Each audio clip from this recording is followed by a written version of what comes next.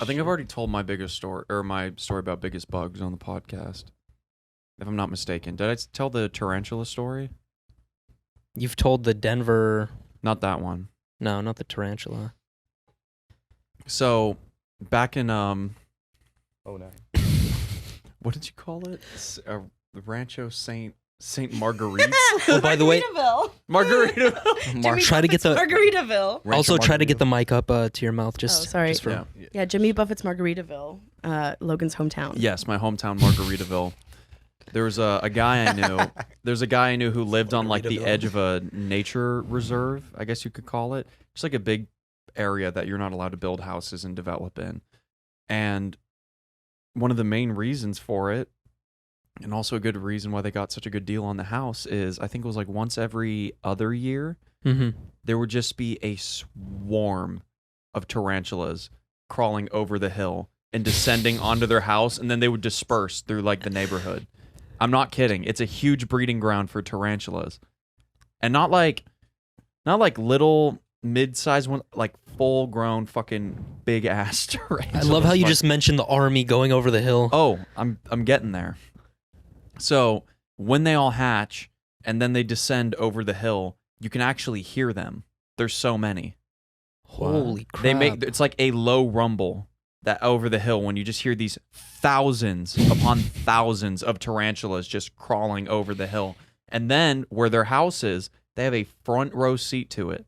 They literally watch it happen, and they go all throughout their house, like all around it, descend into the neighborhood. They have tarantula nests like all over their house that they have to go deal with every other year. That just sounds like the plot of Eight-Legged Freaks. Right?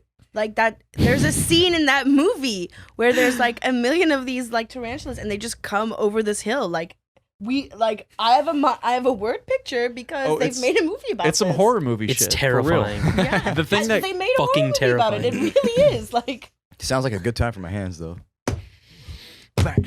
Just smacking.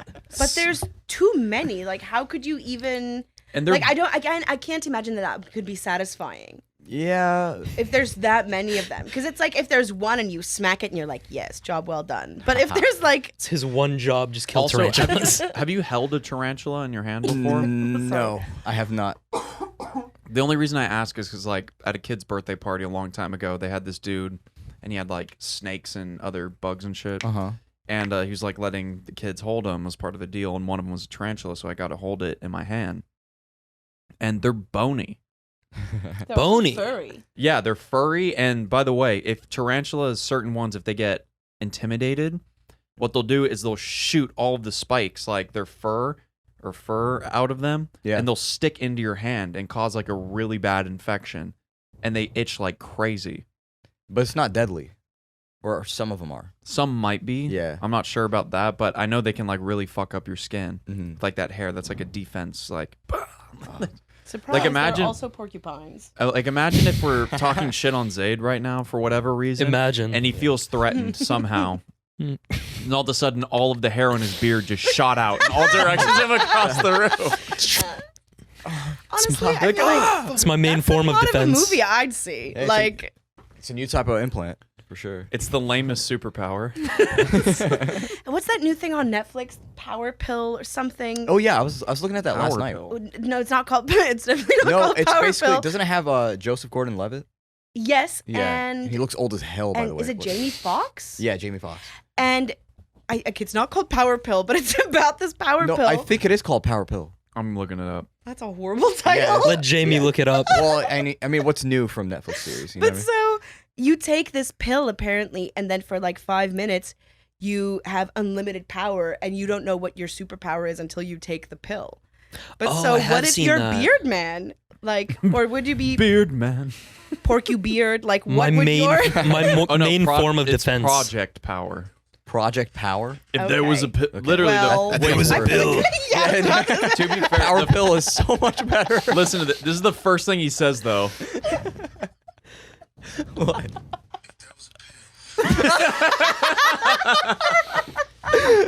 If There was a pill. Planned Parenthood must have fun with that one. Jesus Christ. It's actually a giant ad for them. It's Oh my god. And then could we just talk I about how love that. Joseph Gordon-Levitt just looks old as shit in that Did you see I him? only saw the No, trailer. He I looks have wrinkly not and watched has the movie. he has like a white beard almost. Hey, man's been through a lot. All right. That's true. Press red for record didn't work out too well.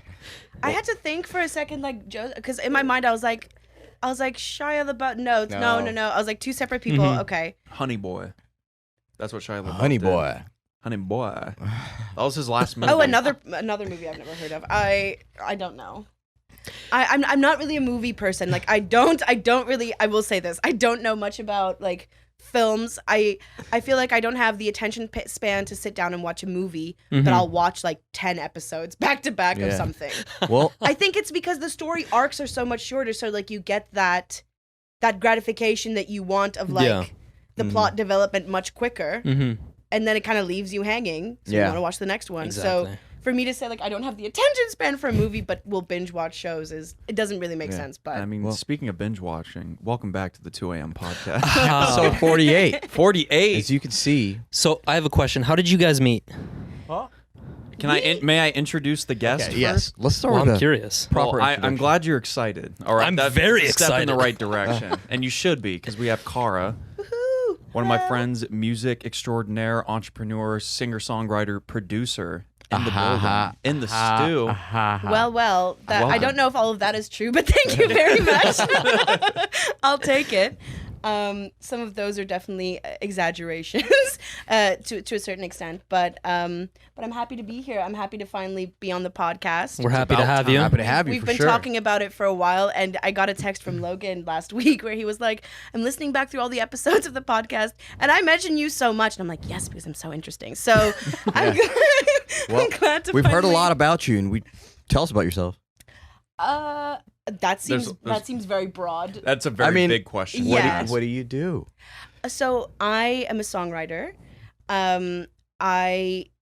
Now is kind of like a funny time for me to say that because I've very recently decided to release my own artist project, Mhm. and that's Mhm. something that for years and years, when people are like, oh, well, do you sing? I'm like, yes, but I don't want to be. I'm not an artist. I don't want to be an artist, and like especially since like COVID happened, it's so hard to get placements. Mhm. And especially if you're not backed by a company, et cetera. And now even getting in touch with companies, like the game has changed in so many ways, and our industry has been so affected, like everyone else. Yeah. But so I've recently decided to like start putting out my own music. Yeah.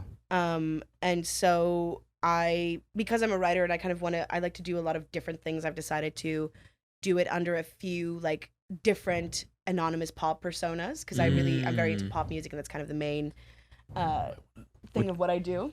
Which is a great sorry. place to be. Yeah, I mean, I think so. It's definitely like it's something that I love to do as well. So it's something I'm very passionate about. So I'm happy that I'm putting something out that I also like. I'm not just doing it to try and make money because I'm like at this point, that's not really gonna. I don't feel like that's a good way to go into any job or any industry. Is like, well, just Yeah, absolutely. Just being motivated by money, it's just not. That's maybe not fair to say, but I think in the creative industries, Yeah. if you are solely money motivated, Mhm. I feel like it's really hard to create something that's going to resonate with people Yeah. because it's not going to come up. So I've now taken a bunch of the songs that I've created over the last like 2 years that were meant kind of for other people that are just kind of collecting dust on my computer, and I'm like, well, I love these songs, so I'm gonna give them a home. Yeah. Why not? Kinda. So that's kind of what I'm doing at the moment, kind of venturing into this artistry. And there's so much that goes into it that I was in the music industry and I was like writing, but I had no idea, like starting from scratch as an artist, so to speak, or a couple of different artists. Yeah. It's wild. There's Take I can us on only a journey imagine. through like the process of like how you even get started. exactly. And I'm like, well, who am I first? Because I'm Yeah. like, well, if you're creating a product, what are you selling?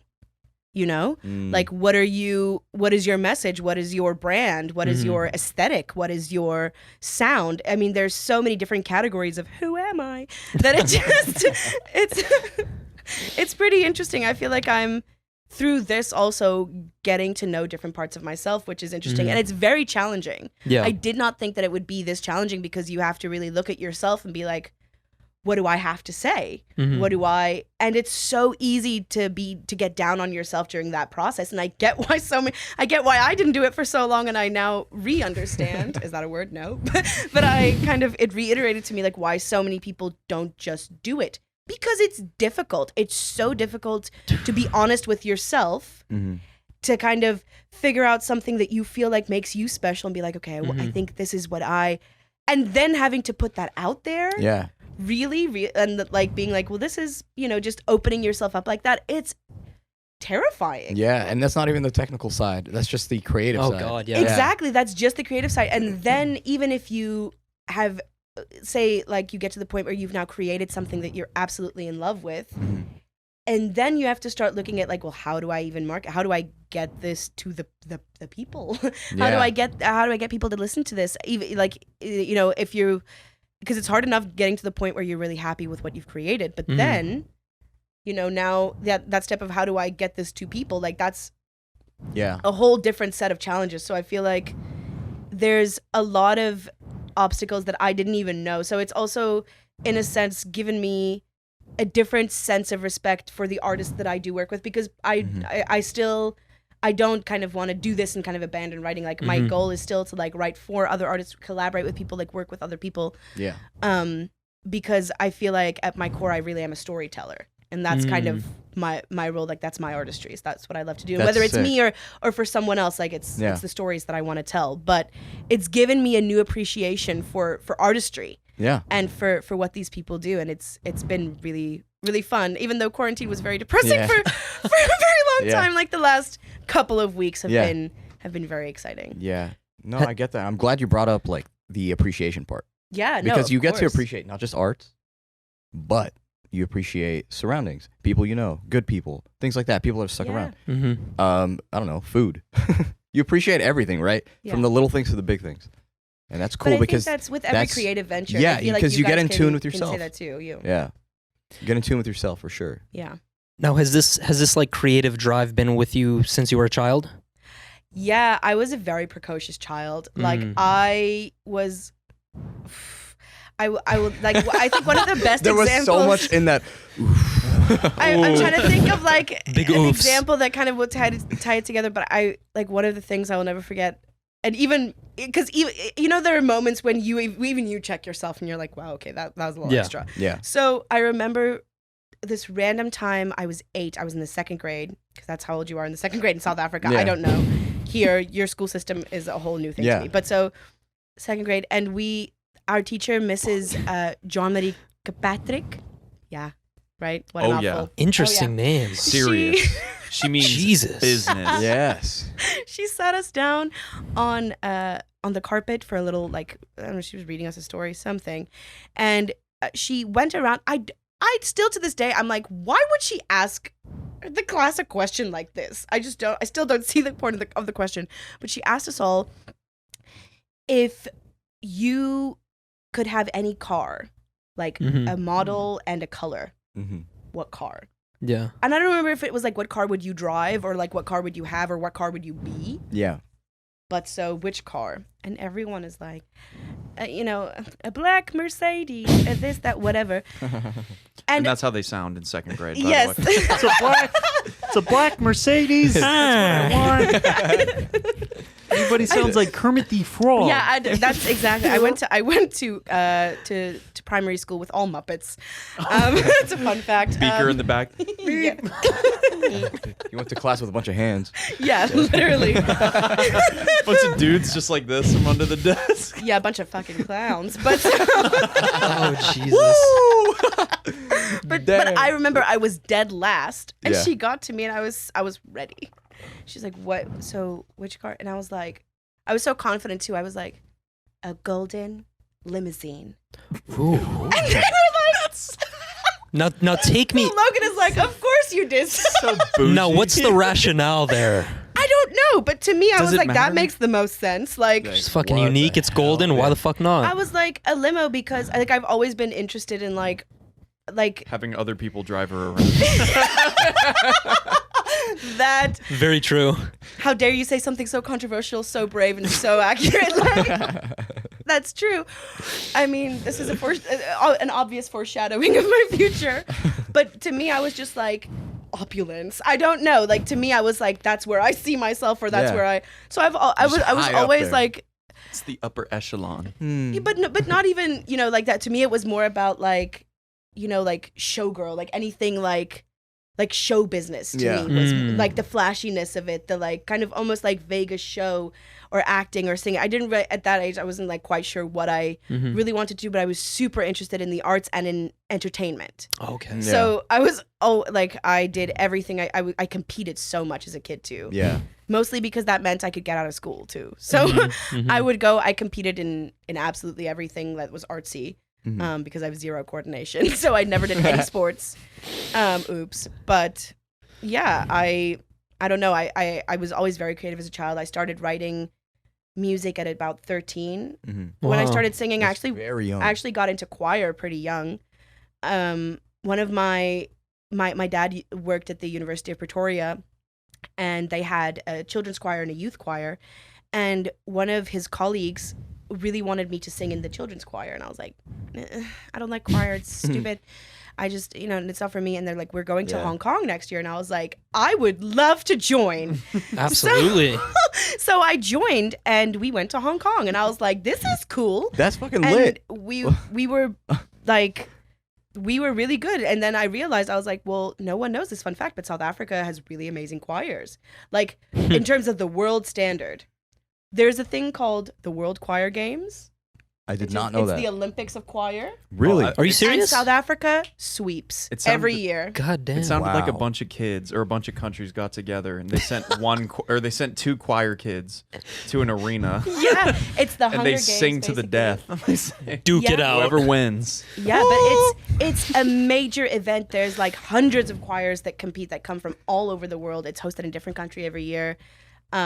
Or every couple of years. I don't even know how often they really do it. But it even in high school, like our choirs like traveled. That's why I've traveled so much. Like our choirs used to travel internationally and go and compete, like high school choir. So it was a big culture there. So that's how I kind of got into the music side of things. Yeah. And then when I was 13, our principal was retiring at our primary school, and they asked me if I could write him a song. Because they knew that I like sang a lot, because I was then like when I was about 10, I started doing like singing competitions, and they were like, oh, she can sing. Because I was very loud for my age. Like I could kind of hold a note, but I could also sing very loud. So that was kind of the the singing girl. But so they asked me to write a song for him. That was your first gig, technically? I guess, yeah. And so that was how but that's how I realized I could do it.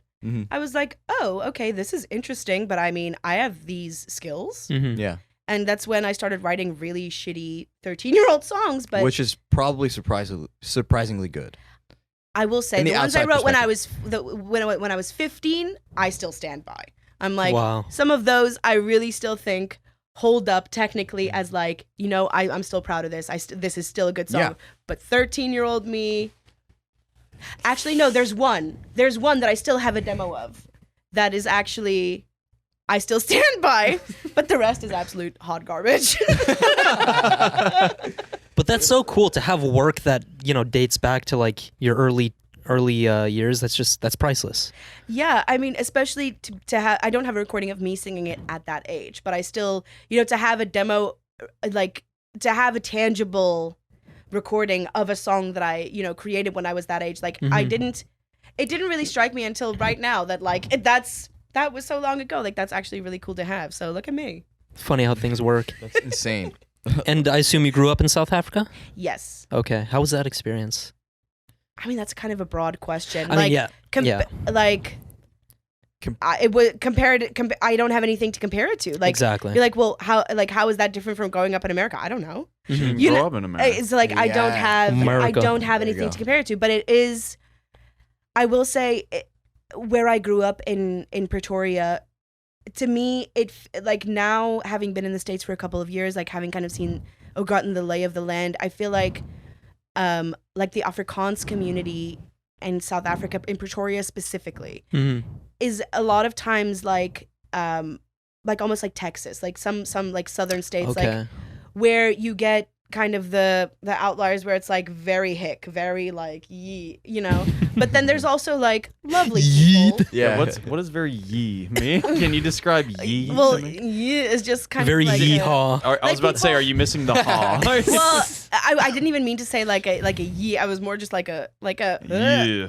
yeah. But I like, you know, in every kind of community, there's going to be kind of a group of people that are a little bit more, you know, fringe and like, especially like even in South Africa, of course, like there's still people who are like racist who are still, you know, this, that, but it's kind of like the outliers, like just like, it's kind of like in the South where not like, obviously not everybody is like that, but there are certain parts of communities that are still, you know, like. Yeah, as with all places, it makes sense. Yeah, exactly. So it's also very Christian conservative. So that's why I kind of equated to culturally a little bit of the South, where it's very much like, yeah, I don't know, like sir, ma'am, like all the, like the formality of it. Yeah, it's religion influenced. Yeah, and very, very family values, like that's kind of heavily enforced and like heavily, that's very much like the culture. And so like where I went to school, it was the culture, the culture within the school is incredibly preppy and like Christian conservative. Yeah. And so it's so wild to me because I feel like my upbringing was incredibly conservative, and not necessarily because my parents were conservative. I feel like my mom, especially out of like everybody else's parents, was very open-minded and very, you know, progressive. Yeah, like just the right amount. Yeah, like as like still definitely like a parent, like not, but I mean like in her way of thinking and embracing people and like ideas and, you know, stuff. She was very much like, you know, a great person that when it came to that. But like the culture within even the kids, like it was very judgy, very like I never came into contact with any kind of like drug. I mean like there I hadn't even like we didn't know anyone who smoked pot. Like it was just there was no way for us to like, it was something that we knew there was a concept of that. It's just totally alien for you. But it was just like that was never even in the realm of, oh, I come into like I see someone doing it at a party. Like there was none. Wow. It was so far removed. Like, and even like sex, like all throughout high school, I could maybe when in our senior year, we could like look around and be like, okay, there's like 2 girls that we suspect are not virgins. Like that's how, but when it was a culture, it was a shame culture thing. Senior Damn, year. so that shit is talked about. Yeah. Like, no, it was literally like the slut shaming and that stuff. Like it was so intense. Like people were bringing the South to South. it's the opposite. South Africa. Here. That's what's fucking crazy. Yeah. Here it's like, guess who's the virgin? You know, like yeah. Well, I mean, I can relate wild. because I grew up in a Muslim middle school or like Muslim family hold. Yeah. Yeah. So I have a lot of the same similarities, but of course you get that introduction as you go into high school and, you know, other places as well. It's interesting though. But yeah, no, honestly, it was really wild to me going to the States when I was 20 for the like going to college and being like there's Culture shock. that this is a lot. Yeah. You know, because I was like, there's so many things. Like, for example, we can start drinking when we're 18. So for us, like, it was normal to go to a bar, have drinks, like, you know, like, have a good time, like be young, you know, whatever. But like when it came to like other cultural stuff here that we just like, which it was just way more conservative there. Yeah. And here it's kind of like anything goes. And I feel like a lot of things become so normalized here. To a staggering degree. Yeah, but I think it's also like now it might also be different because we didn't really have like social media, like even Instagram wasn't really a thing in South Africa. Like nobody really used it until like 2012 at the earliest. Really? Whoa. Yeah. Instagram. Jesus. And 2012 was like an early start to Instagram there. So we had Facebook before then, but like I feel like also without the share, like the image sharing, all that stuff, like really, I don't know. Maybe now it's like because stuff is more accessible. Maybe that's issues that they're dealing with now. But like I was just so removed from all that stuff. It was such a conservative community that even now I feel like sometimes I'm like, I like things will happen. I'll see something and I'll be like, am I that conservative? Or I'll catch myself. I'll be like, is it me? Or am I, like, I don't know. What's wrong with the world? Yeah, I don't know, because I don't think of myself as a conservative person, but I see a lot of that upbringing come out in a lot of different ways with different things. Yeah, that's very true. It's kind of like you get picky with things that are that. Yeah, I mean, you were I taught as a child, don't right, mean to be that are bad. judgy of anybody. Yeah. So, Of course. so it's a lot of times like things will come up and then I question myself. I'm like, do I feel this way, or is this just the way that I grew up thinking about it? Mhm. Yeah. So it's kind of my best friend Lindy. We went to high school together, and she lives in LA now as well. So that's a conversation that we have a lot to kind of figure out, like, do we think this, or is this just the thought that we were taught? Do we feel this way, or is like it's interesting. Well, I think it's the thought you were taught. Yeah. But then it makes so much sense. That's the only idea that's one of the ideas that you held on to. But like if something happens and you have like an immediate reaction, you know what I mean? Like if you say something and you're like, oh, you It's kinda more catch yourself and subconscious, you're Then huh? at that point, that's a belief. Well, But then it's like, something hits. But Something hits. But so you But see, and then you like catch yourself, because the fact that you're doubting it is then you're like, well, why did I think this? Yeah. Because it's not like someone saying it; it's your own thought. Yeah. So it's interesting making a big cultural change like that. Yeah. And kind of really seeing how, like nature versus nurture, and how people are shaped culturally. Mm-hmm. And that's why, like, it's so interesting to me. People love to make generalizations about, people from other nationalities and be like, oh, well, like I don't, the French are this way and the Italians are this way, or Yeah, whatever. yeah. Oui, But the thing is, like, but it's so funny Yeah. to me, because it's like I see with some things, like the cultural influence really shapes people and the way that people think and the way that people feel about certain topics. There's like a default program for every culture. Yeah. It's weird. Very, it's really interesting. But I got that. Reset And- to default Yeah. setting. Yeah, exactly. And that's what I'm saying. How do I get a blank slate? Like, I try to tell there- people to travel as much as possible. And I'm glad that you've traveled over 26 places, right?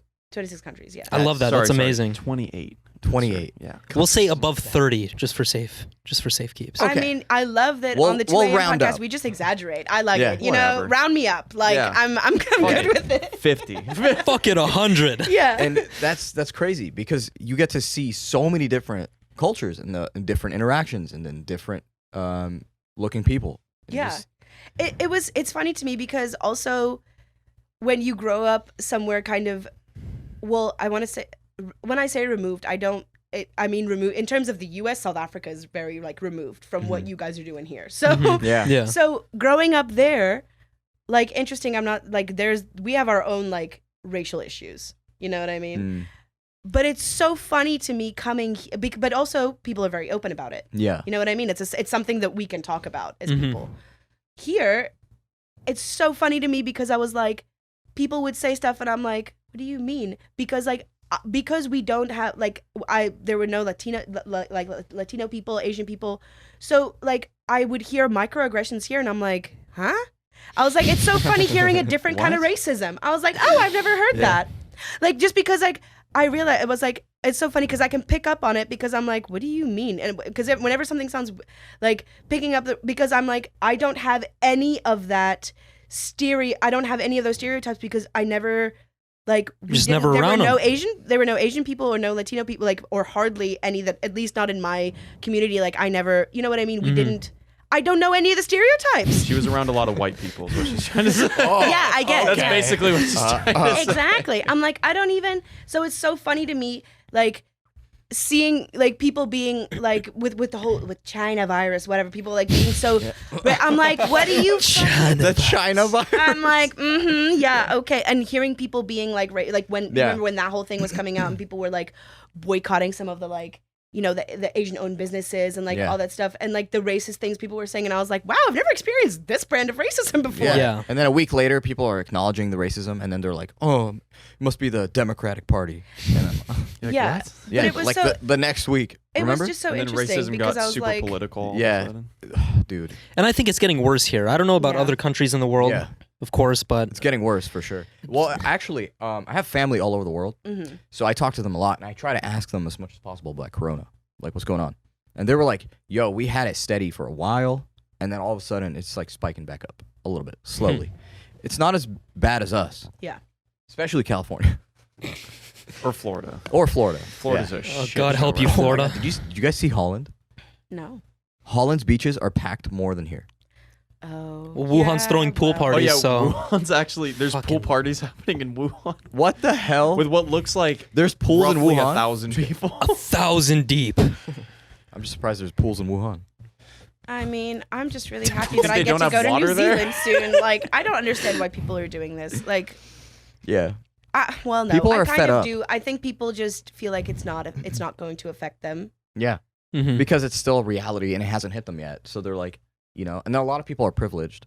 And a lot of people haven't felt like detrimental viruses or, a huge Or it amount of hasn't hit the illness. family yet. Right. Yeah. That's so the thing. they think, have nothing yeah. to relate it to because if they were to get hit with it, it would be a first experience. Yeah. Yeah. First time ever feeling that amount of pain. Yeah. So they're just like, yeah, it's not gonna happen. Just like Malcolm in the Middle. You guys have all seen it, right? No. A little bit of it. I mean, I've watched it. I'm Okay. familiar with Agent Cody Banks' show. But Yes. I don't know. Yeah, but I don't think I. anyway, the stupid character Reese would always go up to his dad, and his dad was like, "No one's dying in this house until start of Monday morning," right? Because they didn't have health insurance. Okay. So what he said was, his immediate response was, "I can't die. I'm 17," and he's like, "Huh? I hate to break it to you, but 17-year-olds die all the time." Just Jesus. an idiot, right? So because he doesn't see it happening, he thinks that he can't die until he's 18 Yeah. because of like what society tells him.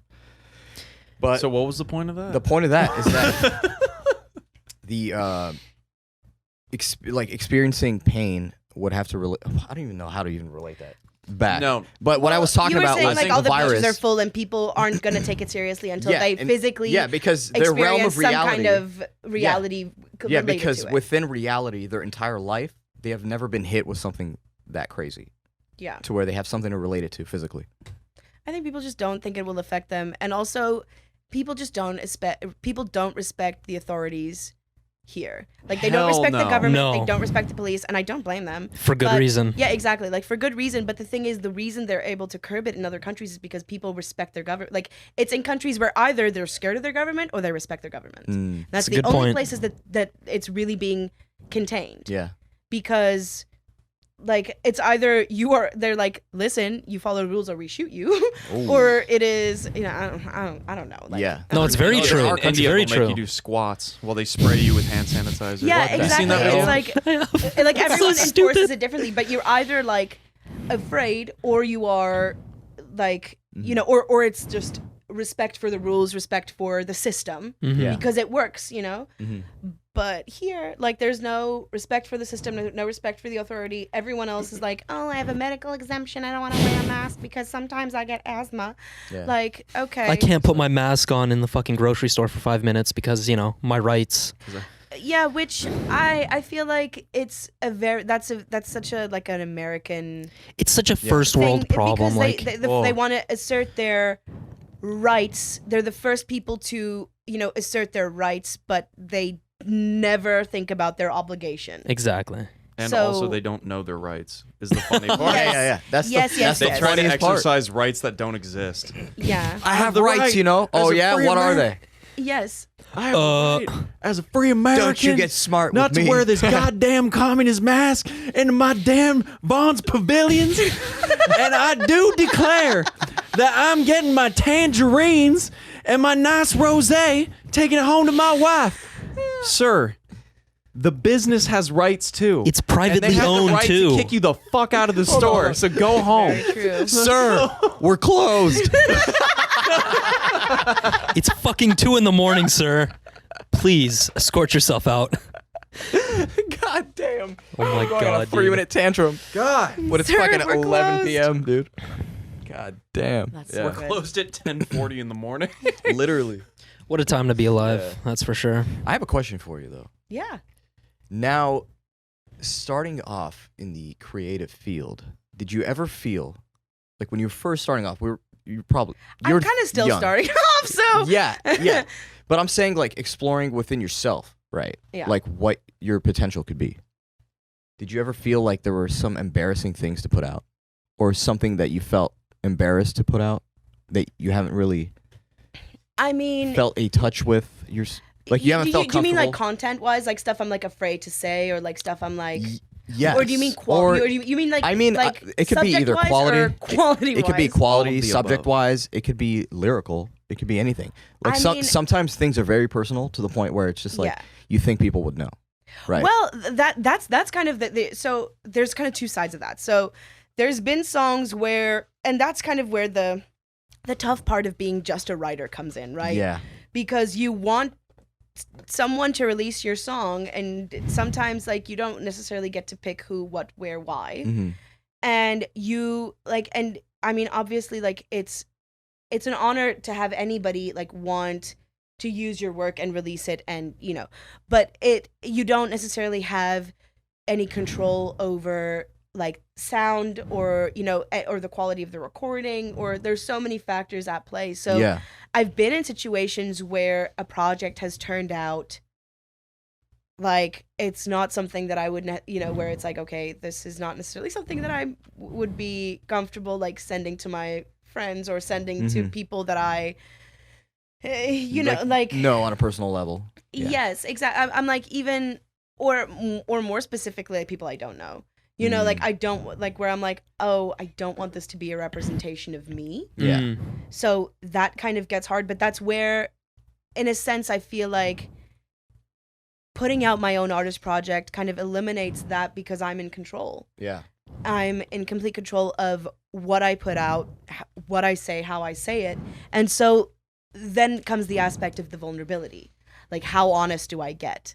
Yeah. That's very tough. How personal do I get? And so with the songs that I'm putting out, I'm honestly it gets pretty personal. Like, I don't say a person's name, but I remember I'm working with one of my good friends, Nick, is kind of helping me produce, and he's an amazing artist and producer himself, and so he is kind of helping me put together my release plan, like all of this stuff. And so he was recording one of the songs, so we have a couple of different personas that we're working on, and so one that we're working on for like early next year, because we have one upcoming release like within the next, hopefully, like month. We're going to start releasing singles.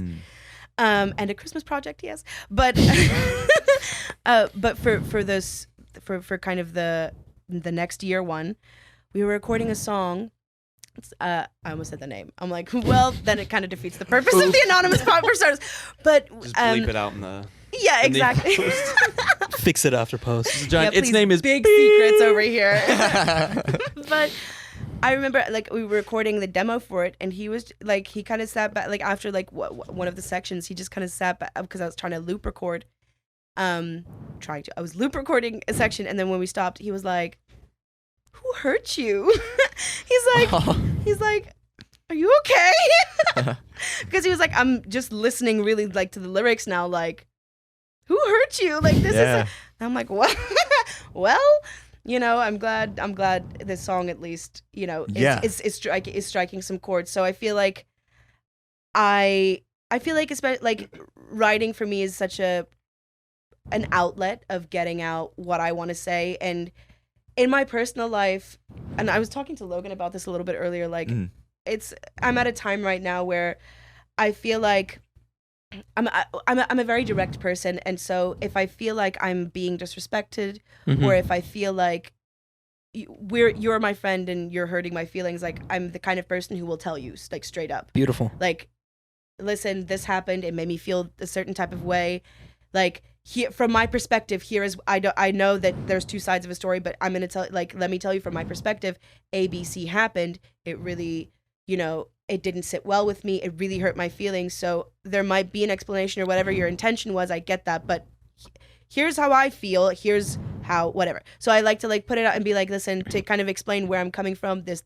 So I feel like that's something that I do, and then that person can either take that and be like, you know what, I'm really sorry, it wasn't my intention. I'm like, and fix it, or they can be like, oh, and they feel attacked and they're like, me? No. And then they just disappear. Defense mode. Yeah. But that's the beauty of it. We want creatives / artists to put their emotion into the work, into everything that they do. I can feel exactly. So I feel like the songs that I'm doing now are kind of like that. They're like, this is, you know, kind of the subjects that I'm exploring in the song are like really almost something that I would want to say to someone, you know?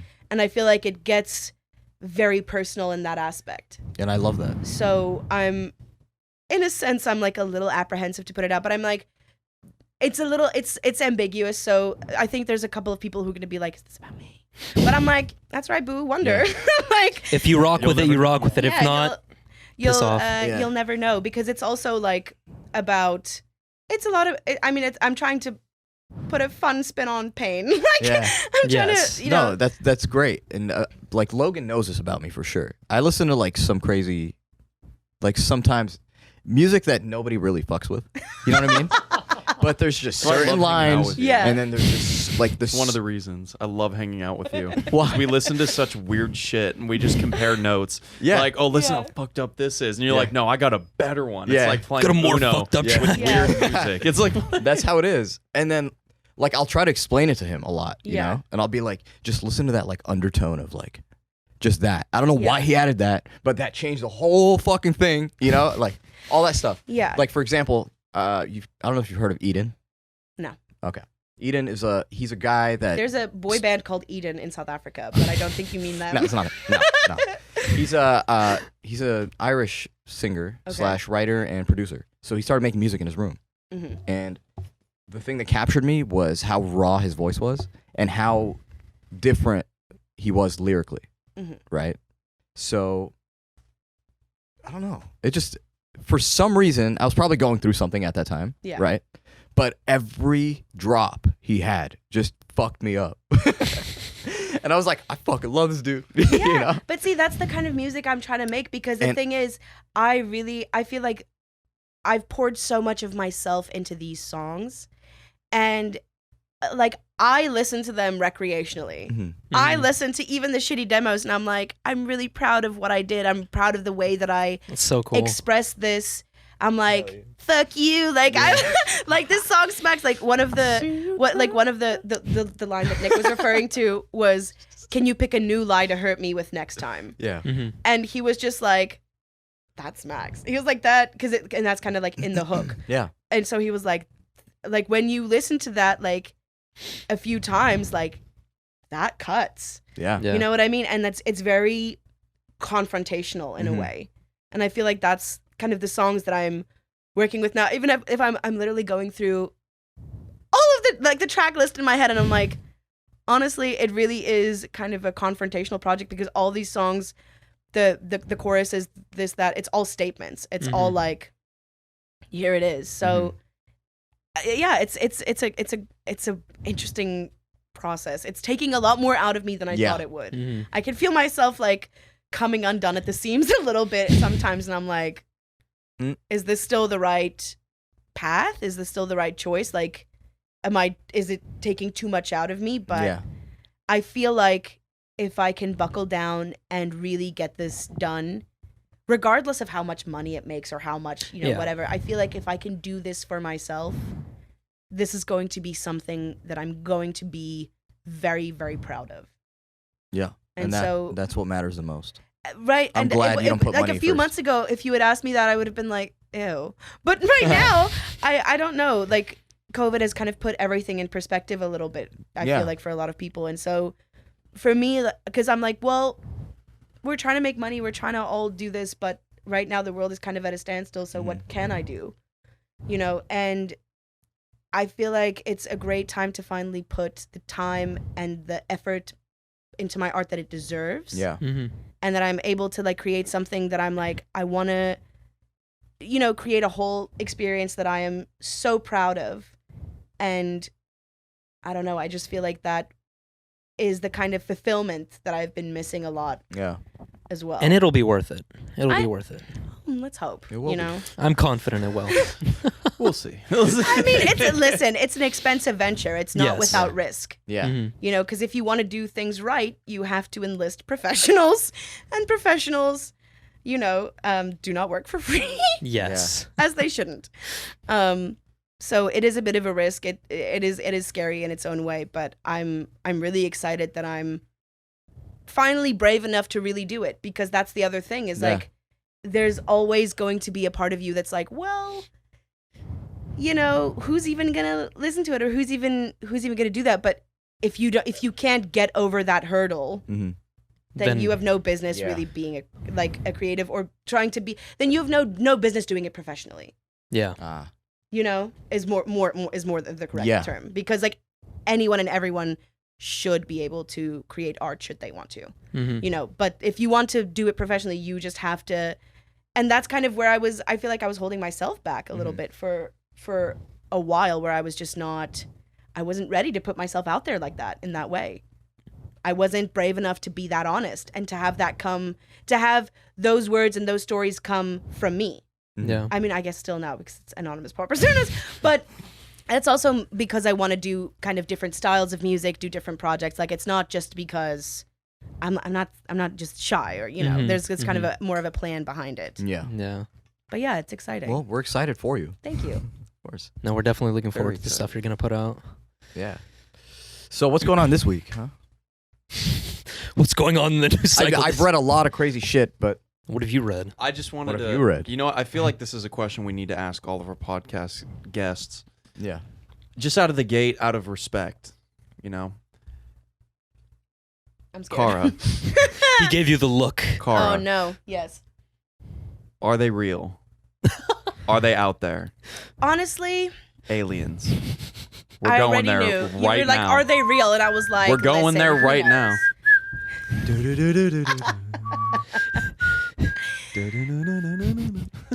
I mean, here's the thing.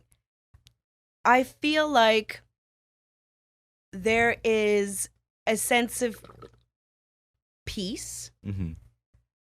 knowing, or rather accepting, that there are certain things we just don't know yet. Mhm. Right? So my stance on it is I'm comfortable in the gray in between space of I'm sure that there must be something, but I don't have enough information to say exactly who, what, where. There's not enough concrete evidence or concrete information for me to have a fully formalized, like, this is where I stand on it. But I also know that there's so much that we aren't able to comprehend. And I've also had conversations there was one person in Director particular. of the CIA. one person in particular who Stan Smith. is like a very, very, very wealthy man, very well-respected man, very like, I'm like, if someone knows someone who knows what's going on, it will be this person because he has that kind of money. Yeah. Mhm. So, and we had lunch. He's kind of a mentor of mine, and like we were talking about music stuff, and then he was kind of telling me more about.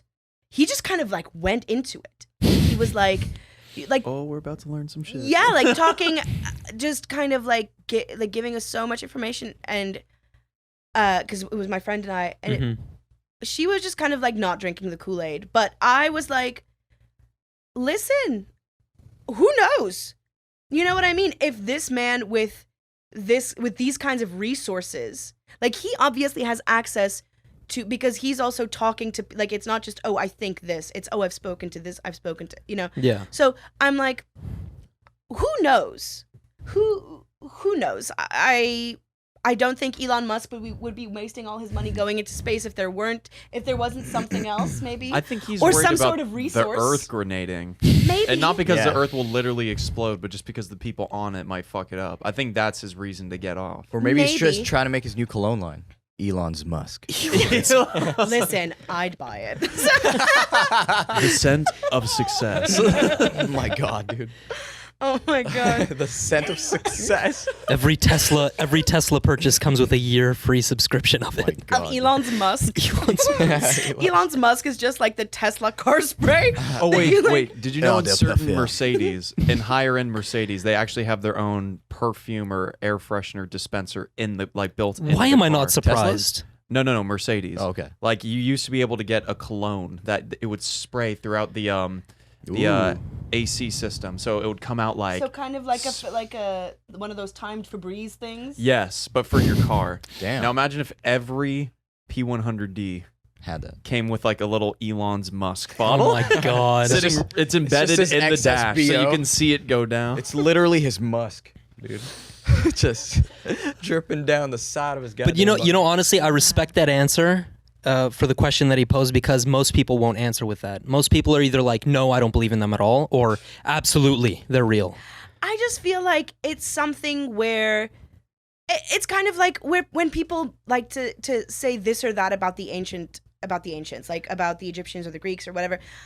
They're like, yeah, well, they did this, or the pyramids. How do you? I'm like, there is so much knowledge that is lost to us because of war and because of every conqueror being like, burn everything they did because fuck them. Burn this Like, motherfucker. we're stronger than them now, so all their knowledge is garbage. So there's so much. It's not wrong. That's very true. There's so much. I've been watching a lot of period pieces. I was about to say, you need to catch up on Ancient Aliens. Yeah, but so when people like say like, the aliens did that, like I'm like maybe they they helped, like who knows? Maybe. But okay, then they were communicating with them and we weren't. Like there's so much about like our life now that we don't know. Yeah.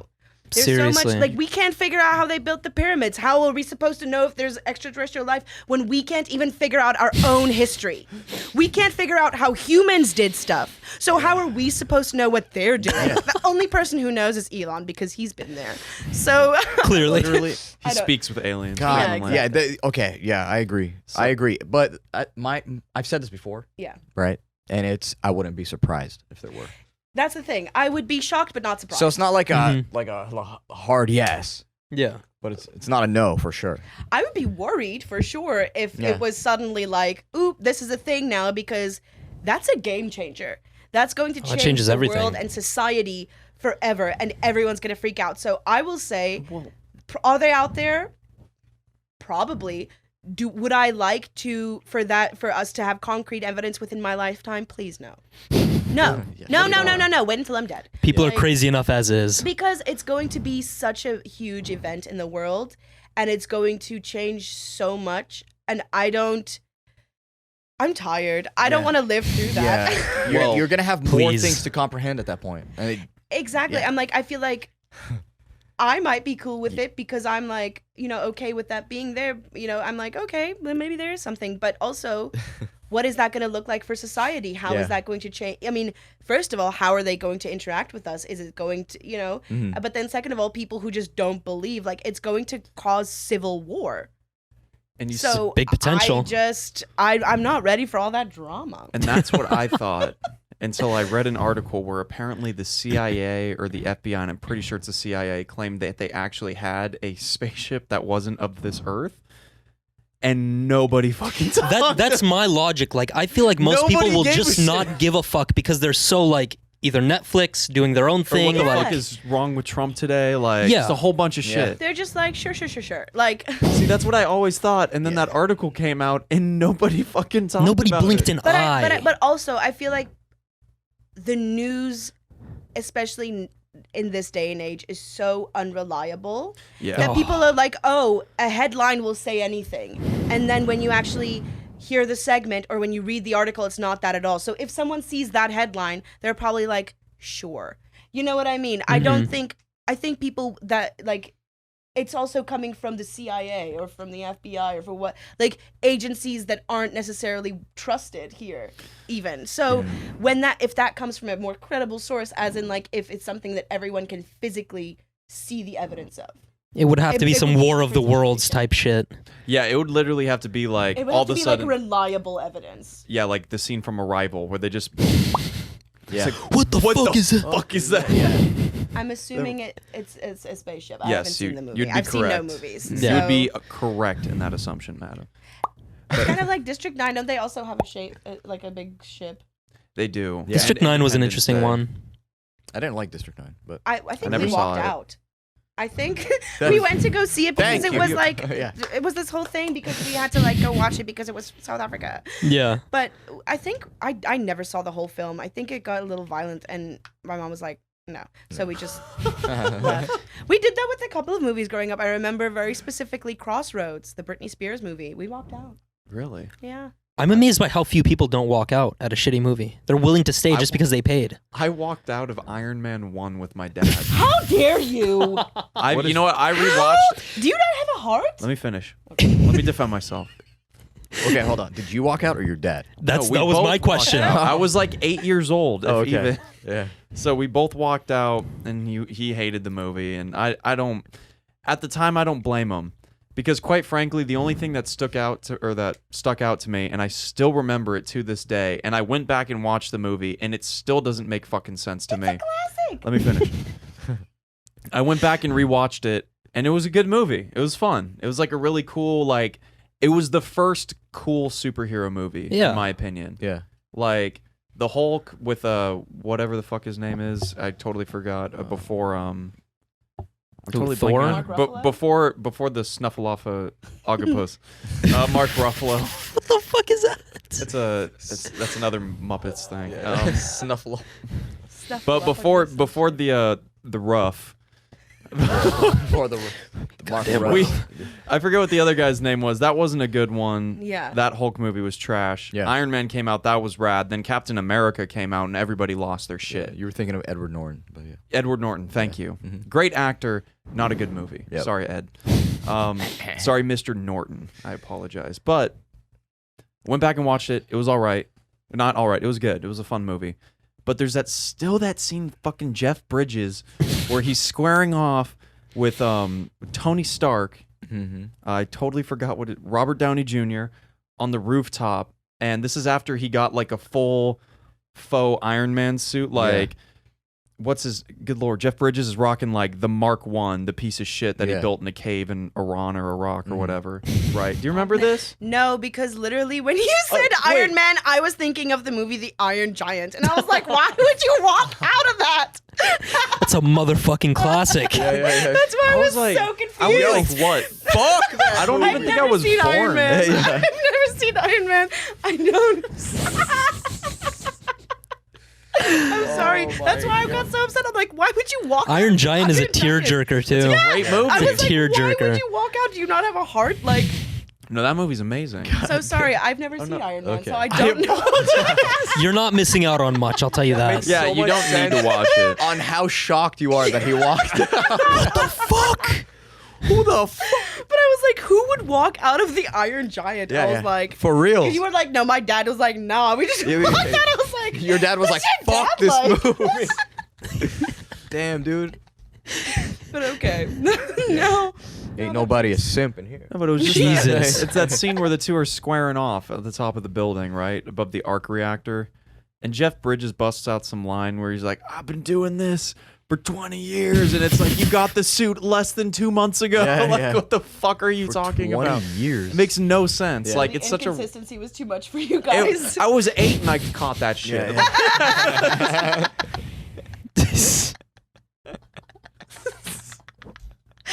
I love that. I was learning cursive, and I'm like, this motherfucker didn't do that. This dude.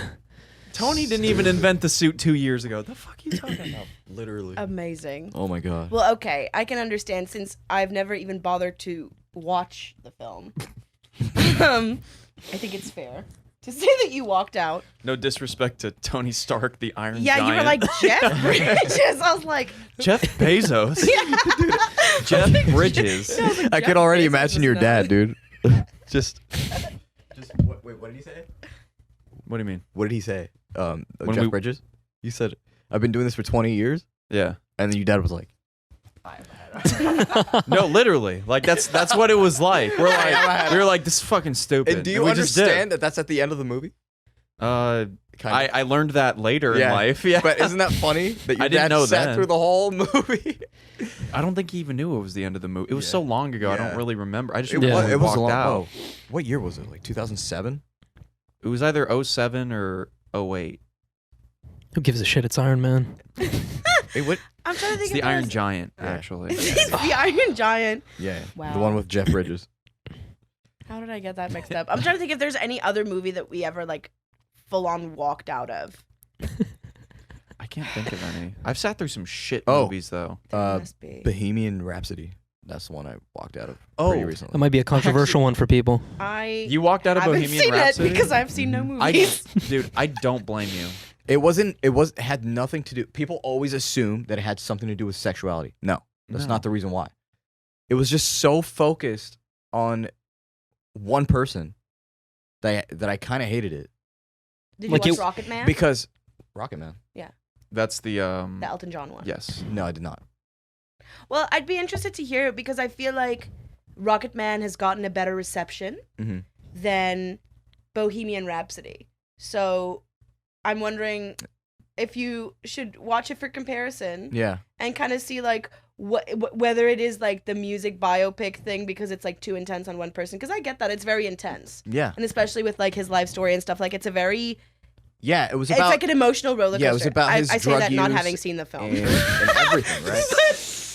Yeah.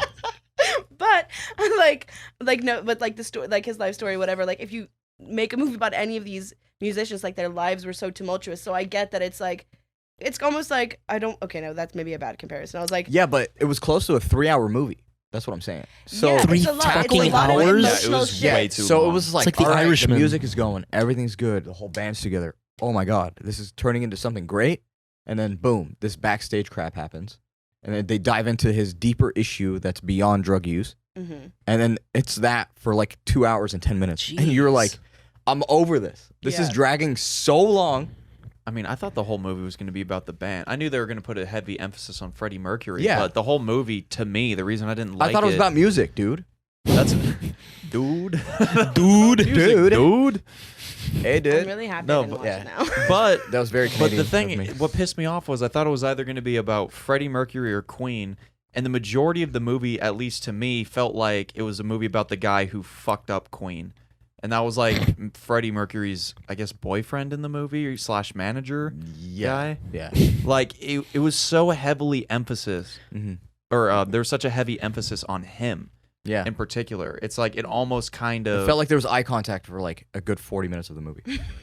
And I'm like, Just okay. fucking that staring makes at each other. That explains to me why you were uncomfortable. Yeah, but the thing that is, would make me is that uncomfortable. during the movie, I'm still expecting music, and it's not happening. And I'm like, something's wrong with this movie. I just can't tell what it is.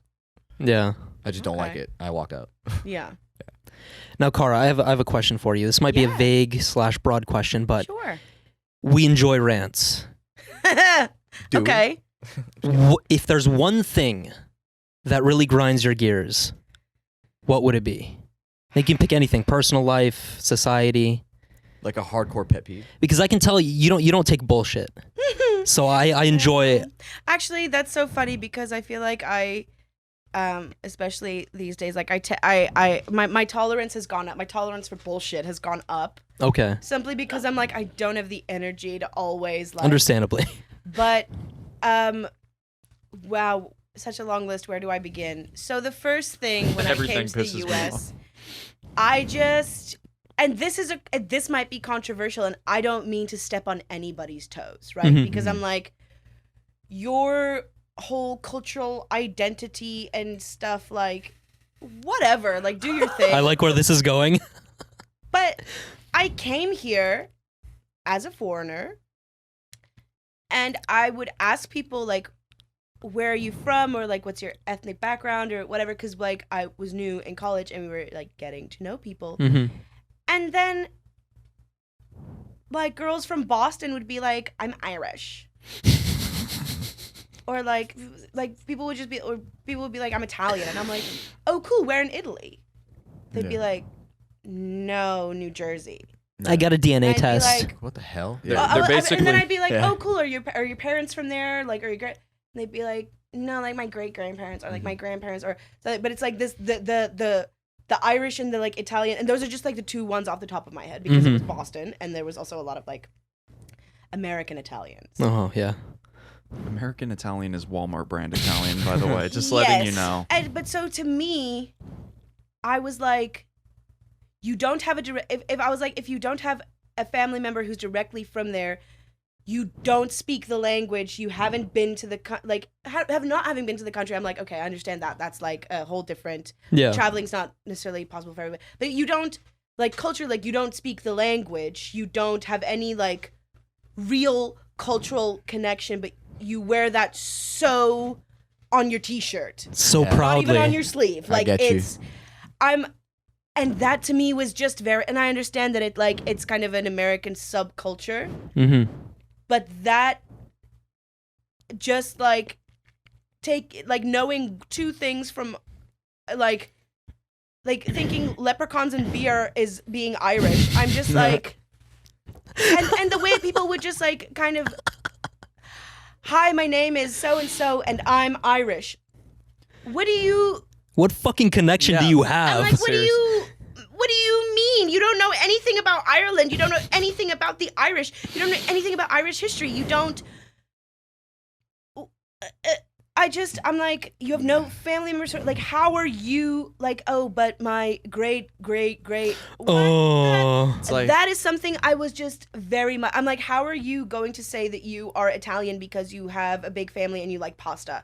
That's not. You don't get to just. I don't see many people like that. Yeah. You don't get to just monopolize a whole culture, or you don't get to just pick an identity. Yeah, you're Italian based on paper. That's Like we can. But also like. But are you really but Italian? you're American, like you know. Yeah. But also like if you, even if you're say one of your grandparents is Italian, like okay, but do you speak the language? Is that your culture? Like Yeah. you like I also understand like that's where it gets tricky. I'm like I don't mean to like because some people I'm like well okay my grandparents are so am I not like this it's where it gets like We can say we're Middle Eastern because we've been to the country. We have family members to the whatever countries we have we're from. specific links Yeah. You to there. speak Like, Arabic we- and you know the history. we know I think Exactly. that's the thing, you speak the language. You know what I Exactly. mean? Like Yeah. it's very much, you know, you have a definitive connection to the country, Yeah. Mhm. and it's still something that you like, you're aware of and you're like connected to. But I'm Yeah. like people, Yeah. but and so I'm like, this is why I'm saying it's not true for everybody because there are a lot of like first generation, second generation, and kids who grow up in the States and they, you know, they are very American, but their they still are, you know. So that's where I'm like, I don't mean to like step on any toes because like it gets very confused. But I'm like, but I feel like there's a big chunk of people who kind of like just Velcro onto an identity, onto a cultural identity just because they're like American is not a culture. It's amazing. Can I say? I have amazing. a theory as to why that might be. Because if you go back in history, like at least American history, even as far as, or not even that far, like the 90s or even the early 2000s in some instances, I wasn't born then, but that wasn't really a thing. If you lived in America, you were an American, Yeah. right? You didn't really say like, oh, I'm Irish. Like maybe you do it at a dinner party if somebody brought it up, just if like, someone where's your asks family you what your from? heritage is, but Yeah. I'm like, people here are so quick to bring it up too. Yes. It's interesting. I'm like, everyone. It's like they want They want to be And I- different. They're waiting for you to ask. Like and they're I- waiting. Oh, to I'm bring it so up. much And different. I've got a theory Okay. as to why that might be. Please. And I think it has to do with the fact that political ideology makes up such a large representation of who you are now if you're an American, which Yeah. makes no sense. It Mhm. absolutely shouldn't define you like who you are as a person. Just because you believe in some things that happen to line up with the party or the politics that you choose doesn't mean that's who you are. And since we're really not liking our politics right now, we want to be anything but American. We associate, if we Yeah. say we're American, that in our minds tells everybody else in the room internationally that we have to associate with that political party. And since politics is becoming part of us, we don't want to associate with that. So we choose Yeah. anything else. I'm Italian. I'm Irish. So it makes you feel like you're not from the place that you're from. I can get that. It's a theory. Yes, but I feel like that's. I think that's definitely valid, and I think that's definitely like why this kind of thing is like rising more now. But I'm like, this was back in like 2013, 14. You know, Yeah. like when it was still, I feel like a little bit.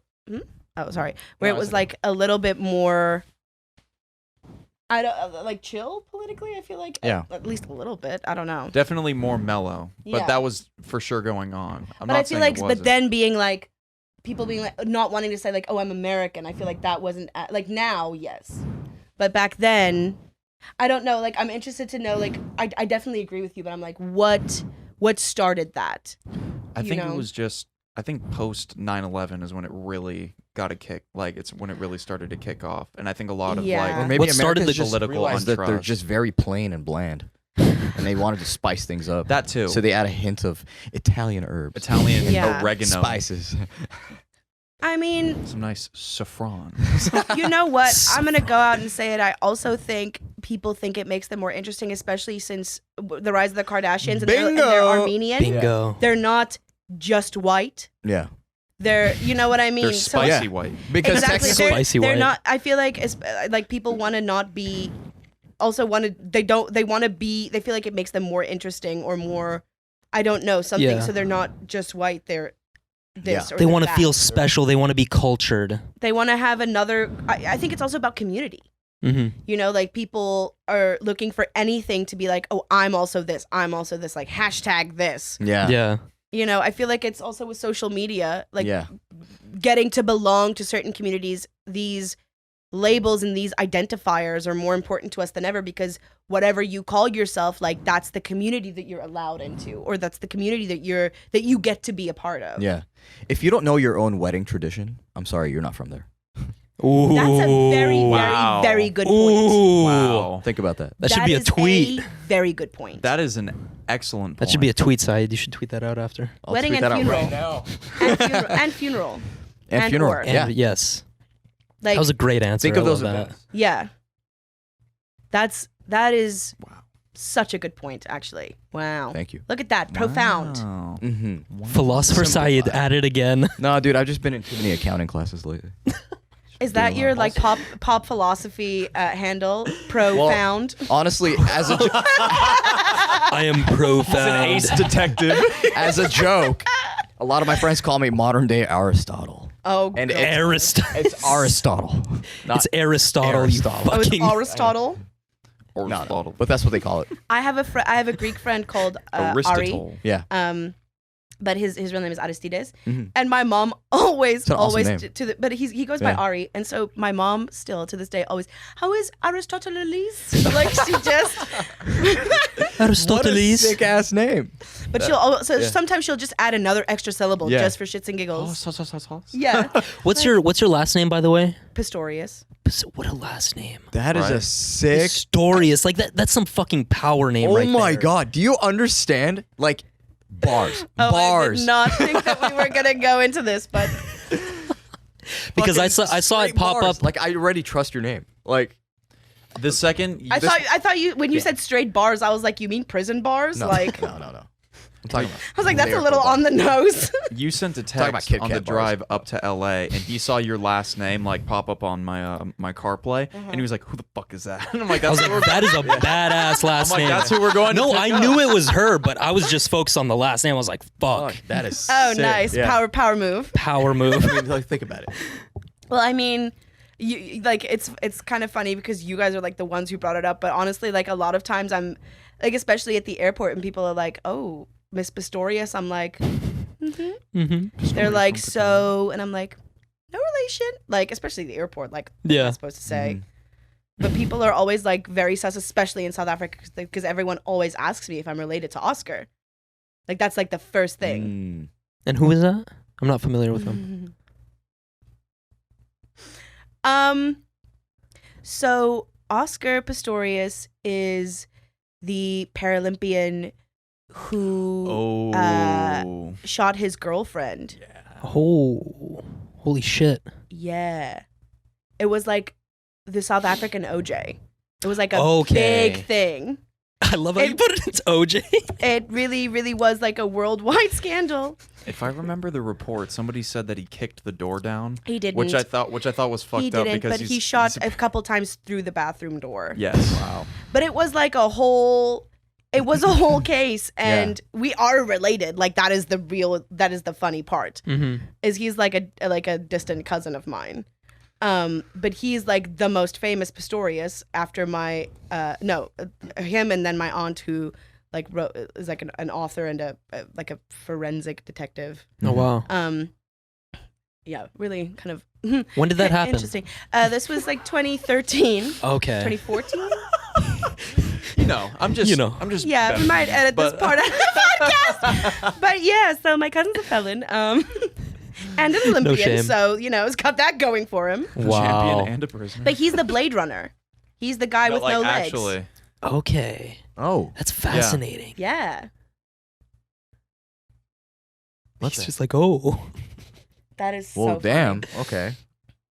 I literally, I always assume that people know. So when you guys brought up the last night, I had no idea. I assumed that that's where the conversation was going. I'm like, oh. No. Oh no, I had no idea. I was just focused on the Yeah. last name that was just No, that's really funny. But you should Google it, and you're gonna be like, oh. I will do some I will. research. We Yeah. will We'll definitely look do that some up. research.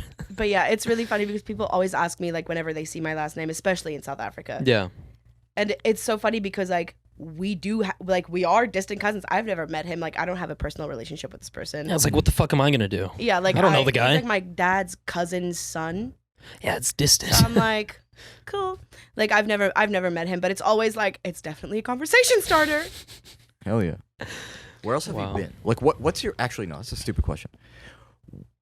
What's your favorite place that you've been that you said, hey, listen, I see myself coming back here? I mean, there's a lot of places like that. I would love to go back to Italy. Mm-hmm.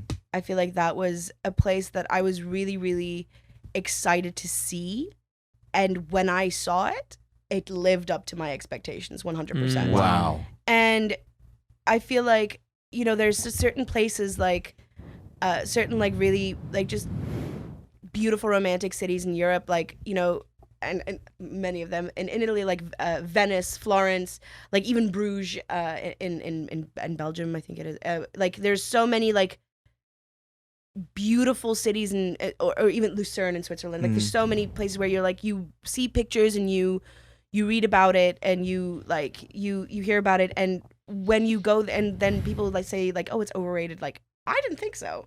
Like if you really go there with good intentions and you're like open to experiencing it, like because people will say like, oh, there's so many tourists or it's this or it's that, but I'm like, it looks exactly the way you expect it to. Like the photos you see aren't just at a good angle. Like it really has that kind of character. And I feel like, especially as someone growing up not in Europe, because I feel like there people tend to like they're so used to that kind of architecture and that kind of like beauty around them. Yeah. But when you really get to see it as someone who doesn't have that around them all the time, like I don't know, for me a lot of cities in Europe just like some of the most beautiful places, like Venice for sure. Like, and I know that a lot of people will say like that's a cliche, but I happen to love it. And so, then your soul does resonate with places. Yeah, no, Believe for it or sure. not. I love the Yeah. Alps too. Like anywhere in the mountains, the like snowy Alps. mountains. Yeah. Just I want to go so bad. gorgeous. The Swiss Alps. The Swiss Swiss Alps. That's where I'm trying to be. Yeah. What's the best chocolate in the world? Belgium? Belgium, really? That's kind of their thing. Yeah. That's what it's that and waffles. Damn, man. And fries. Belgium next. Fries. French fries Yeah. are actually originated Right. in Belgium. Holy shit. Yeah. So they're not a have, French like, creation. What the Yeah. fuck? Of course they're not a what French are we creation. doing here, man? Yeah. Why are people coming to LA? I know. Belgium has it all, like chocolate waffles and fries. Oh, Guys. They're not fucking around. they're not at all. Yeah, Actually. I actually did a chocolate workshop in Belgium once. What does a chocolate workshop yeah, what the consist of? So we went to like a I don't know how to say this without sounding like a chocolatellerie. Like a chocolatier, like a chocolaterie. I don't fucking know how to say that. It's Like a place where they make chocolate. Chocolaterie? yes, but I Chocolate don't know how to factory. say Chocolate that factory, yeah, without But it's a like shop. Yeah. like a specialty chocolate shop. Mm-hmm. Yeah, I think that's a That almost- chocolatier, right? it's a But it sounds- chocolate it sounds We'll weird consider it saying a it like that. chocolaterie. Chocolatieri. I'm like, I don't freaking know. I'm like, they speak French in Belgium, but so I don't freaking know. It's just a chocolate shop. But so we went to, but yeah, saying chocolate shop sounds so like, so American. I mean, or it just sounds like it's less than what it really was. Yes, This place was immaculate, but we did like a Grandiose. whole workshop. They took us through the history of the cocoa bean, Ooh. and we went to like their whole laboratory downstairs, and we did a whole like workshop of how they prepare the chocolate, and then we had like some orange zest and like stuff. So we made our own little chocolates, and they gave us like real melted hot chocolate. That's what I need in my Like life. it was So just good. chocolate that was melt. Can I just? Yeah, That must have been the like I need to take that in. richest so drink. delicious. I need to take that in. He needs to It meditate on it. It was honestly an experience. It was really amazing. I didn't even know it could be made that way. Oh, there's okay. First of all, you haven't lived. I'm sure that there's I some haven't chocolate lived. places here too. Fuck no, you haven't lived. But even in Boston, there's this restaurant which Yeah. I think is a chain called Max Brenner, and it's like a specialty chocolate restaurant. Is it the Bald Man? Is that like their thing? Because there was a place in Vegas where it was like chocolate by the Bald Man, and I think that was his name. And then you could literally buy a bust of his head that was solid, not hollow, solid chocolate. Damn. Yeah, How much and was it that It shit? was like this fucking big, couple I don't hundred. know if that's Mr. Max Brenner, but I'm still, dude. I'm so shocked right now. but you can go there and like even I think it's a chain. They must have some here, and it's you order the hot chocolate. It's like melted chocolate, and everything on the menu has like chocolate in it. I'm getting Charlie in the Chocolate And that Factory was in vibes right Boston, you know. So So here's you the, have options. Here's the ticket. There's a whole life out there. Go out and explore, my Here's friend. the ticket. Get either a Hershey's bar, a bunch of them, or something. I get it. We're American. I We have literally- low standards. The for disgust chocolate. on her face after you mentioned now. that. If my dad was sitting right here, he would have spat in the middle of this fucking room. Let me finish. Cadbury or Let me finish. Buzzed? Okay. It was get some Hershey's or some higher quality chocolate. Please. And there's I like a high lot quality. to go around. Okay. Right? So get some of that, a couple bars, put it into a little bowl, right? And then you put that bowl over a pot that has boiling water in it. You melt down the chocolate a lot till it becomes basically liquid, and then you slowly start to add in warm milk. Yeah. Like frothed Ooh. warm milk if you can. Yeah, that's how they do it. Yeah. Oh. But And don't so use Hershey's. it's Much just- right. I'm Love not. yourself. I'm not using Hershey's. That's rule number one. But what But the technique is spot on. The technique I'm not gonna lie. is Hershey's is flawless. good when you're like at a campfire. at a campfire. Yeah, exactly. When you're expecting Yeah, to have but once shit. you've You're already dirty, you experienced- smell like smoke and BO. So like you're like. But whatever. listen, once you've I'll have some experienced shit some chocolate. European chocolate like she has, you can't go back. Yeah, I mean, I've had a lot of chocolate because I've been But to a lot of different countries. But right? also, like, we grew up with, it's not even about, like, you know, because specialty chocolates and stuff, like, of course, lovely when you can get it. But we just, being a former British colony, like, we just had Cadbury's. Like, Nestle and Cadbury's. yeah. Exactly. And he's like, Sus. ew. But to me, I'm like, Hershey's? It tastes like plastic. I don't know. And I, I can think say the Cadbury's, same thing about Cadbury's Cadbury. too sweet. It's way Look at this shit. Yo, this Cadbury. is there a debate right now? Topic of Well, I don't really know. You know, no one's gonna win here because it's simply a matter of taste. Yeah, it's Yeah. personal preference. So one of us has it, the other doesn't. I just no, I I don't don't. fuck with cream. Just so fuck with cream in my. miss me with your Cadbury eggs.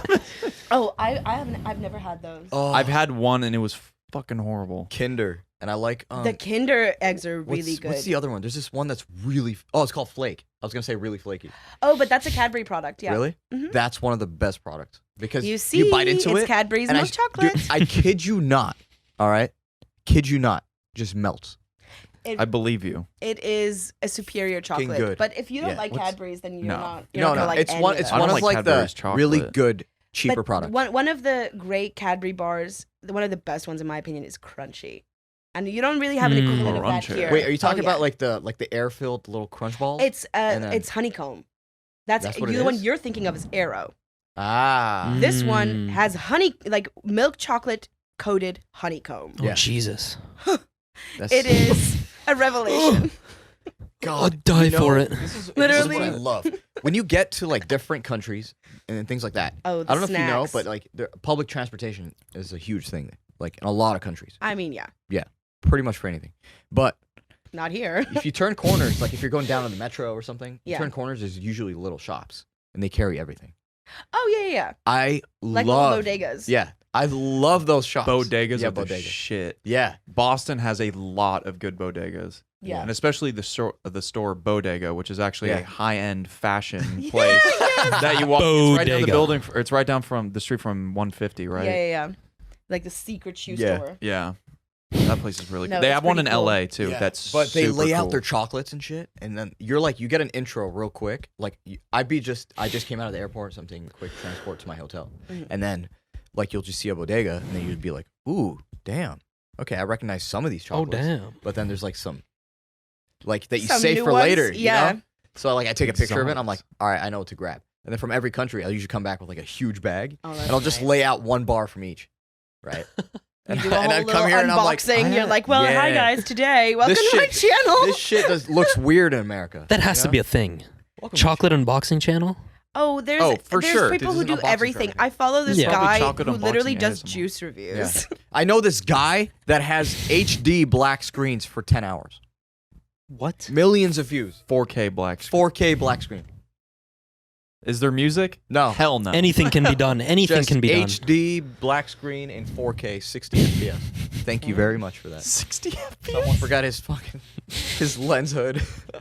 There was this chocolate that I had in Paris that was like a normal. It was like either a Hershey's or a Cadbury kind of thing, and I forget what the company's called. They're like, their colors are white and red. Like the lettering would be Kinder? in red. It might be Kinder. Yeah. In fact, I'm Kinder. pretty sure it was Kinder. Yeah. And they were like these little bars that you had to buy cold, because the heat of them Oh, being yeah. the heat of them being in your mouth for like a second or two would be enough for it to completely liquefy. Whoa. And It they're was like milk n- chocolate with like white chocolate inside, right? I don't think there was white chocolate in the middle. I think it was just, it was like this Because that's dark. the one we're thinking Yeah. of. It was like this. The Kinder it was Bueno. milk chocolate, Yeah. and then it was like these like crunchy bubble things in the middle of it. Yeah, it's the. It's I'm- so. Oh, is it the little round ones? Maybe Those are the it was like Joy the or something. bonbons, Kinder Joy. Yeah. Oh, that is the. No, but whatever. That's the egg. It wasn't an egg. No, it was like these. It looked like a Twix that was like segmented into squares. Yeah, but it had like little pouches of air that were crunchy, kind of like. Oh, I know yeah. which one you're thinking. You know what of. I'm talking about? I Yes, put that. yes, I put that yes. shit in my mouth and It has like immediately. the little poppy things inside. Yes, Yeah. and I exhaled, and it just like it liquefied in my mouth. It was so weird. I was like, "This is some Willy Wonka shit Yeah, that they're that's- selling over That sounds here." delicious. Oh yeah. Willy Wonka's French. Another Ain't thing. American. I don't know if you're a fan of chips. Big chip guy. Yeah. Depends. Okay, Not because really. when you travel a lot, you start to see that they have bizarre ass flavors. Oh my God, Lay's. Yeah, ketchup chip. Oh God, from They make- Jordan, dude. They make Doritos and Lay's in the weirdest flavors. Like those are the two brands that like just internationally Yeah. they Oh my just like God. they don't give they just try it. They're Yeah. like, you know what? Here you go. You're right. You're gonna And- fucking like it. Yeah, they're like someone might buy it. Honestly, ketchup chips is pretty bomb. There's- Believe it or not, just I- don't think of ketchup. It has nothing to do with ketchup. I tried. It them. really They're doesn't. Horrible. They're genuinely bad. in From my where? opinion. In Paris. I got the Fuck- Lay's fuck one. Paris, It's your bro. First problem, dude. I don't know. No. What the- I'm kidding. what I'm gonna is, drive like, up the to the weirdest- Ruskies up north to get a bag of Lay's. What is like the weirdest flavor of chip that you've ever had that you've liked? that I like. Like the most far out flavor. Honestly, Chicken tikka masala. Pringles has a lot of weird ass flavors. What the fuck? Yeah. What? Yeah, see, this guy was going on, and he just realized what I said. My brain doesn't compute that. What? So Lay's, actually, this isn't. I knew it that was sounds them. like This, it could this be is fire, in though. America. Chicken They tikka had masala. Lay's for a limited time. Had like this weird like, every 2 weeks we're gonna change new flavors. Oh, I remember that. I was actually gonna mention one Yeah. of the chip flavors from that. What was it? The chicken and waffles. Oh God. Yeah. It was horrible. Oh God. Oh no. They had It like was- weird. Yeah, That's like I don't know. What the disappointing. Yeah, fuck it was going on. really But disappointing. chicken tikka masala was pretty bomb. It was just weird because think of barbecue chips, but like with a weirder spice level. Weirdly enough, Okay. I was actually going to mention a chip that was similar to that, and I Yeah. wish I could remember what the name of it was, but it was by some kettle chip company, and I forget which one it's called. Is it like sweet chili No, it's like honey? something funky, and I wish I could remember the name of it, but the flavor was salt and vinegar mixed with barbecue. Ooh, And I could be about I that. can fuck with It that. was Hold on. No. fire. Dude, It I was could be about really- that. Yo, That dude. sounds I could be so about that. disgusting You to know me. what? We're getting chips after this, and we're getting the fucking salt and vinegar, and we're getting And the chicken tikka barbecue. masala, We're like- mixing- I'm putting them together.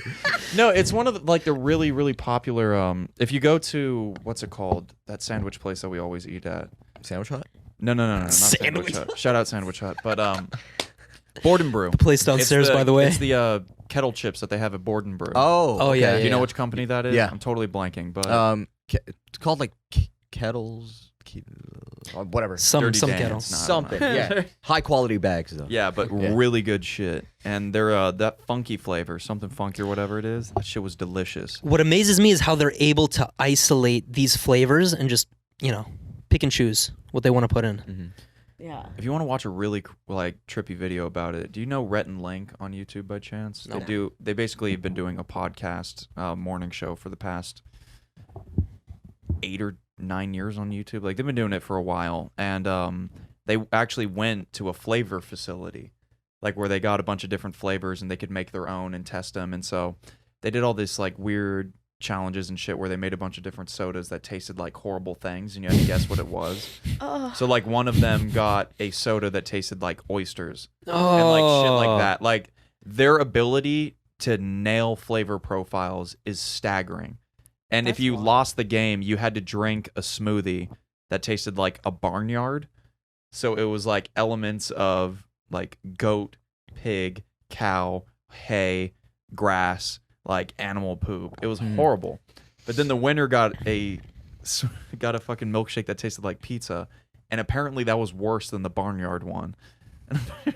I was those jelly beans that they have the jelly bean Harry game? Potter ones. I got rotten milk. Bean boozled. I got the barf flavor, and I legitimately almost yacked. It was awful. I forgot that they did that to us. Bean boozled. Like That's fucking gross. they really gave us like just shit flavors. Oh yeah, but it was a game. Yeah. They came with a little spinner in the box, and you could spin it, and then you had to pick which one that you got. There was one that was absurd, like vomit in a trash can. No, it was wrapped up just in a dump vomit. truck. I don't think It was we just even vomit. had They also had those. booger. Yeah. Oh, They're available booger everywhere doesn't here. sound as bad as like fucking triple layer nacho vomit. Nacho Supreme. specific. Nacho Supreme. Where's your diarrhea. mind at right now? Big yikes. Surprisingly spicy. Oh, Sorry. no. If you had Couldn't help any it. advice to give our viewers, what would it be? Something that you've learned along the years. I think the most valuable thing that I've learned, and something that I feel like every person can apply, is first of all to seek out opportunity, because I feel like whenever I've had anything good happen in my life, it's because I've made the choice to be proactive and seek out things, like finding out what I'm interested in, what I'm passionate about, and literally just seeking that out, finding out more about it, like seeking out opportunities. Like if I want to do something, like making that choice of being proactive and saying yes to all opportunities, or as much as you can, without like overloading yourself, even if you feel like, well, this might not be super beneficial. If you can if it's not going to like I'm not saying like always perform for exposure, or like that's not, but saying yes to opportunities and seeking out opportunities will always put you in a better position than the person next to you.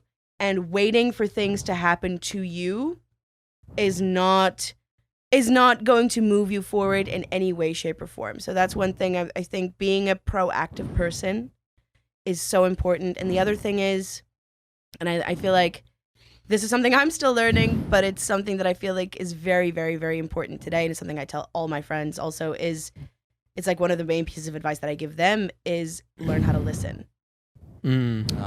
Because I like that. I feel like a lot of people don't know how to listen actively. I feel like a lot of people, when someone's like, hey, can I talk to you? When someone has like something to share, for example, if someone's like going through a tough time, or, however, people will listen, but they'll like be like scanning, searching for something that they can relate to, where they can be like, I understand how you feel. This happened to me. So, and they kind of flip it and they kind of put themselves into it rather than actively listening to all the information and then responding based on that. They're kind of scanning to where do I come in? That's a huge one. Where's my input? Where it's not always necessary to give input and like to relate and to pull it back to you, like being able to listen actively and to listen to really understand versus listening to respond is a skill that is kind of becoming more scarce. Because, you know, especially with social media and podcasting and YouTube channels and like all this stuff, like everyone has a lot to say. Yeah. Including me. Like I feel like even today, I feel like I talked a lot. I had a lot to say, but I feel like in your day-to-day life and in, you know, with your personal relationships, it's really important for us to really, really listen to each other and to listen to understand versus listening to respond, because those are two different things. And obviously you're not going to react the same way or listen the same way to everyone in every situation. Yeah. But it's an important skill, I think, for people to at least be aware of, because that's the first thing. Being aware of, am I listening to really hear the full spectrum of what this person is saying in this paragraph? Like, am I listening to the whole blurb, or am I speed reading through this? Am I YouTube scanning, am I like fast forwarding through this in my mind and pulling out pieces that I want to highlight that I can respond to because I want to put myself in there? Some So wisdom from Cara right there. Yeah. My little piece of wisdom for the day. Check her out. We'll put your socials down in the description for Awesome. the video below, all that stuff. But yeah, thank you guys so much for having me today. Of course, thank you for You're coming. absolutely wonderful. Thank you. We Had appreciate a lovely this. time. Yeah. This as was awesome. always. Thank you. Yeah, we didn't even talk about how Logan and I know each other, but The first question. Like, this person, like I just, I'm like, hello. let me introduce her. Well, right. now that we've introduced Cara, let's get to the real meat and bones of this conversation. But yeah, you guys are lovely. Thank you so much. Appreciate it. That was Thank you for beautiful. coming.